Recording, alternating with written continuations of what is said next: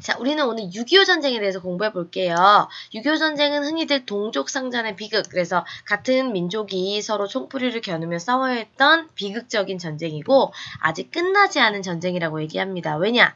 이 전쟁은 지금까지도 휴전 상태이기 때문에 전쟁을 쉬고 있는 상태. 그런데 올해 많은 변화가 있었죠. 이렇게 만나고 이런 만남들이 이어지면서 휴전이 아닌 종전, 전쟁을 이제 종결시키는 그런 선언을 해야 하지 않겠냐라는 이야기가 나오고 있습니다. 그러니까 6.25 전쟁에 대해서 우리가 좀 더 제대로 알아볼 필요가 있죠.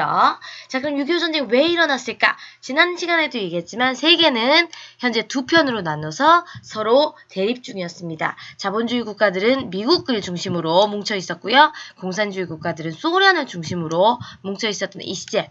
그래서 우리는 이것을 냉전이라고 한다고 했죠. 이런 냉전 속에서 6.25가 일어난 겁니다. 그러면 남한과 북한의 상황이 어땠는지 먼저 볼까요? 북한은 굉장히 든든했습니다. 왜냐? 같은 공산주의 국가인 소련과 중국이 전쟁을 지원해주겠다고 약속을 했거든요. 그래서 최신식 무기와 군대를 지원해주겠다는 약속을 받고 이제 침략을 준비하고 있었던 거죠. 반면 남한의 상황은 좋지 못했습니다. 그동안 이 남한에 들어와 있던 미군이 남한에서 이제 철수하겠다. 그래서 지금 비행기 타는 거 보이시나요?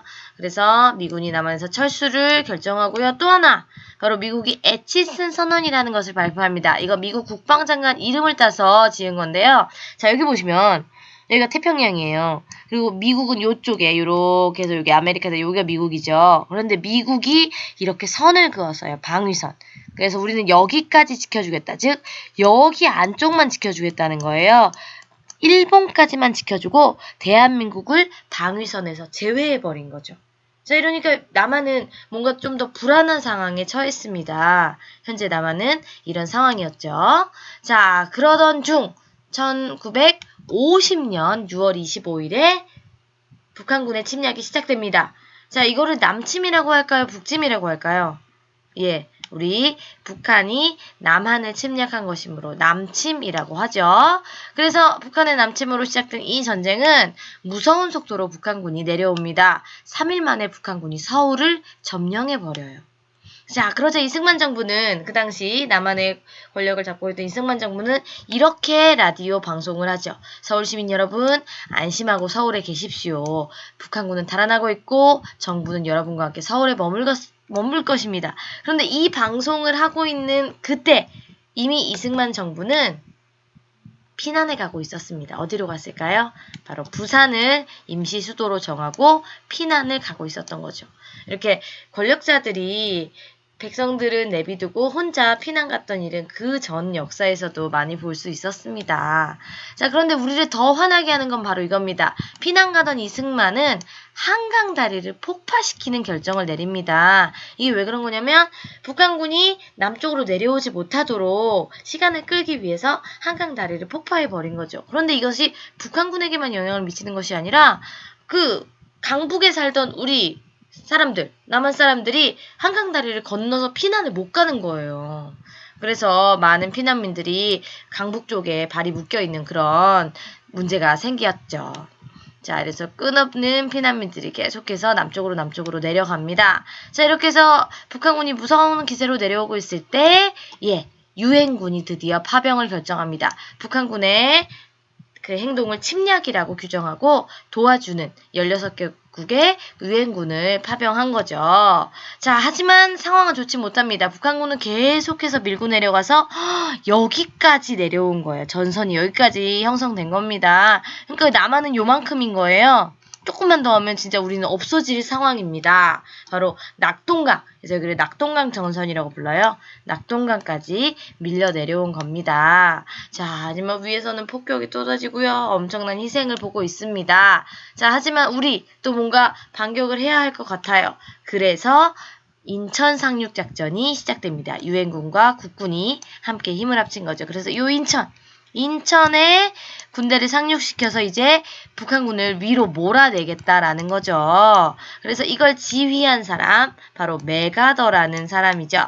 그래서 미국 장군 메가더가 중심이 되어서 인천 상륙작전을 성공시키면서 결국 우리 밀고 올라갑니다. 어디까지 올라가느냐?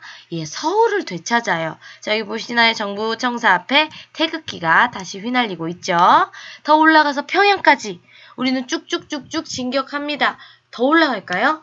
바로 여기 압록강, 여기가 압록강이잖아요. 그래서 이 압록강까지 진격을 한 거죠. 그러니까 낙동강까지 밀려 내려갔던 국군이 결국 유엔군의 도움을 받아 압록강까지 진격하게 된 겁니다. 자, 그런데 여기서 전쟁이 끝나지 않죠. 바로 북한군이 이렇게 밀리는 상황에서 북한군을 도와주기 위한 지원군이 등장한 거죠. 바로 중국군입니다. 중국 공산당군이기 때문에 중공군이라고도 불러요.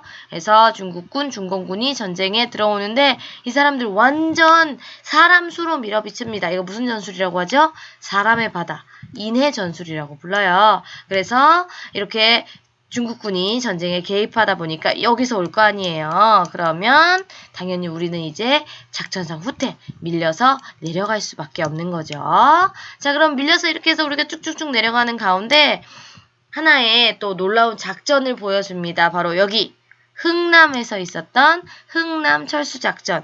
중국군이 너무나 무서운 기세로 밀고 내려오니까 시간이 없는 거예요. 그래서 빨리 철수를 하는 거죠. 그래서 흥남 부두에서 그 사람들을 배에 싣고 이쪽 남쪽으로 내려오는 그런 작전입니다. 그래서 흥남에서 철수하는 작전인데 바로 이 흥남 철수 작전이 여러분이 아는 그 국제시장의 첫 장면이죠.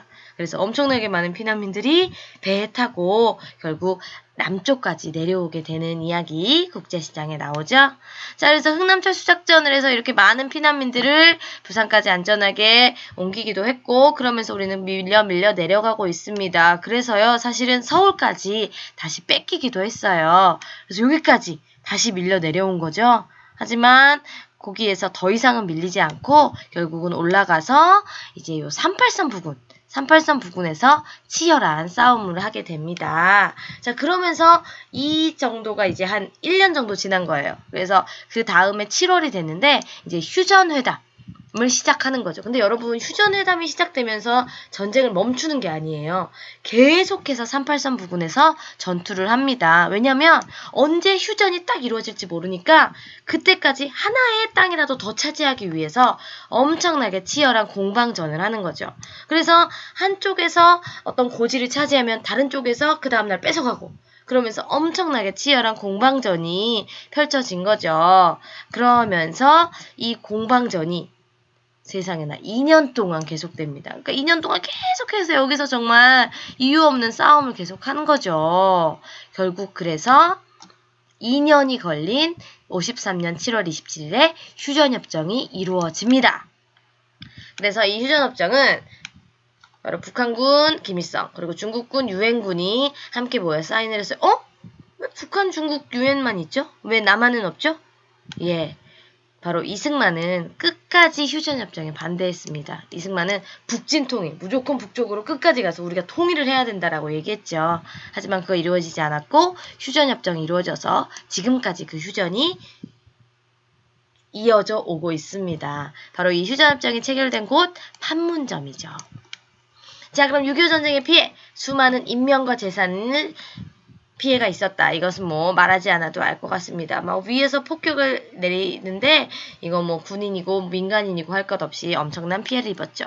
두 번째, 그러면서 많은 피난민들이 생겼고요. 이러한 전쟁 고아들이 발생합니다. 그리고 가족들이 흩어지게 되죠. 그래서 많은 가족들이 이제 이산의 고통을 겪는데 이거 여러분 국제시장 영화에도 다시 나오지만 마지막에 그 이산가족 찾기 생방송을 하기도 하죠. 그래서 1983년 전쟁이 끝나고 한 30년 후에 이런 이산가족 찾기 생방송을 벌이기도 했습니다. 그리고 서로에 대한 이 전쟁이 끝나고도 적대감과 보복은 더 심해지죠. 서로를 이렇게 부르면서 적대시하는 거였죠. 그리고 지금까지 이 분단은 계속되고 있습니다. 그래서 우리 원래 38선은 이렇게 쭉 그은 거였죠.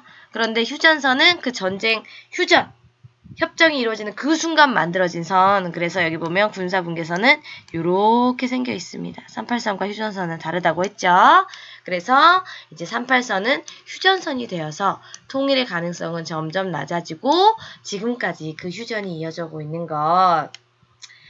하지만 희망은 있습니다. 바로 올해 있었던 이 판문점 선언과 또 김정은과 이 트럼프 대통령의 만남, 이것을 통해서 65년 된 이 휴전협정에 이제 변화의 바람, 평화의 바람이 불고 있는 거죠. 그래서 우리 이 한반도가 또 어떻게 갈지 여러분도 잘 관심 가지고 지켜봐 주셨으면 좋겠어요.